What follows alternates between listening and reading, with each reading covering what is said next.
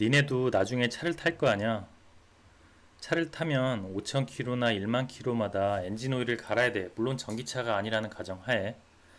엔진 오일이면 당연히 엔진 속에서 움직이는지 알겠지. 그런 것까지 물어보지 말고 엔진을 부품으로 움직이려면 피스톤과 실리턴이 막 실린더가 움직이면서 그 사이를 상처를 입힌단 말이야. 근데 그 상처를 줄이기 위해서, 마찰을 줄이기 위해서, 마모되는 걸 막기 위해서 그 액체 막, 그러니까 기름 막을 형성해서 마찰을 줄인단 말이야.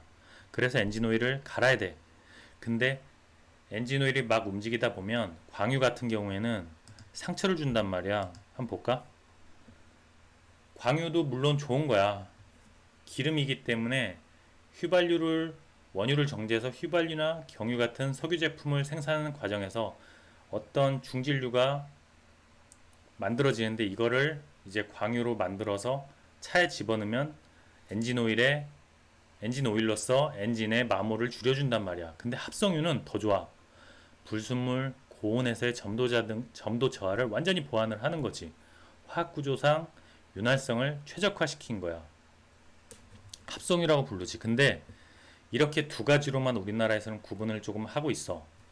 근데 사실 되게 중요하게 생각해야 될 게 뭐냐면 그냥 그, 그 자동차 정비소에 가서 갈아주세요 하면 뭐 광유로 갈까요? 합성유로 갈까요? 물어본단 말이야. 그럼 합성유로 해주세요라고 하면 사실 마케팅 마진을 많이 벌기 위해서 어떤 걸 그냥 갈아줄지 몰라. 그냥 정확하게 구분을 해야 돼. 미국 석유협회 API라는 데가 있는데 어메리칸 페트롤리움 인스티튜트에서 구분을 명확하게 했어. 사실은 1단계부터 5단계까지 1단계부터 3단계는 원유 정제 공정을 통해 만들어지고 4단계 5단계는 원료 단계에서부터 인공적으로 합성한 만들기 어려운 기본유야.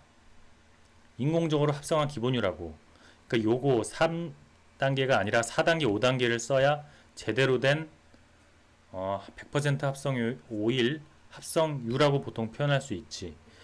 그 4단계는 파워라고 불러. 그 이상이면 뭐 좋은 거 같은데 그 이상은 나도 만져본 적이 없으니까. 근데 1, 2단계는 광유라고 표현을 해. 뭐 고점도 지수로 구분을 해. 그러니까 이런 것들을 명확하게 알고 하면 좋은데 왜 이걸 알아야 되느냐?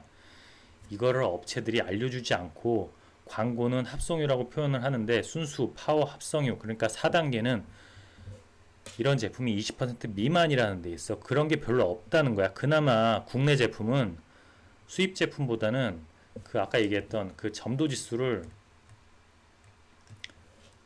그 미국 석유협회에서 구분한 그 그룹을 명확하게 해주고 있단 말이야. 1단계, 2단계, 3단계 이렇게까지 어느 정도 표시를 하고 있단 말이야. 물론 로마자로 표시하기 때문에 알아먹기 힘들어. 하지만 이것도 알아야 될 것 같아. 파워는 폴리 알파 올레인이라고 표현을 하는데 원료 단계부터 인공적으로 합성한 순수 합성유야. 그러니까 이건 4단계 해당이 돼. 그리고 또 그 뭐 VHVI 뭐 이런 식으로 표현을 하는데 이런 거는 3단계 해당이 돼. 미국에서는 이런 경우에는 3단계 사용을 제한하지 않고 있고 우리나라는 그냥 합성에 대한 용어 자체가 없으니까 광고 혹은 표기 정확한 문구를 보고 100%인지 혹은 기본적으로 광유로 대부분인데 조금 합성유 넣어가지고 합성유라고 얘기하는지 합성유 대부분에 광유를 조금 넣어서 합성유라고 하는지 이걸 명확하게 구분이 된 단계도 파악을 하고 넣어달라고 하는 게 맞겠지. 예를 들어서 3단계를 그냥 합성유라고 해서 높은 가격에 4단계만큼 가격을 주면 안 되고 1단계 광유를 2단계만큼 주면 안 될 거니까 이런 부분을 알아야 돼. 왜냐면 이게 생각보다 이런 경우가 많어. 한번 볼까? 아까 얘기했지. 광유와 합성유가 있고 우리나라 기업들 것뿐만 아니라 지금 전 세계적인 제품들이 있는데 광유 많지. 프리미엄이라고 이름은 붙어있는데 광유. 쉘 같은 경우에도 합성유, 뭐 RR 합성유 다 이렇게 있단 말이야. 이런 거는 당연히 4단계가 아니야. 3단계 이하란 말이야. 뭐 보면 뭐 유명한 회사들이라고 해서 무조건 100% 합성유가 아니야. S-오일 같은 경우에도 합성유가 많긴 많지. GS 칼텍스 GS 칼텍스가 몇 년 전만 해도 합성유 이런 데서 돈을 사실 못 벌었어. 사업부서에서 되게 미운 오리 새끼 취급을 받다가 이게 엔진오일이 돈을 굉장히 많이 벌기 시작하면서 사실 되게 캐시카우 역할을 하고 있어. 그 부서는 지금 놓았지.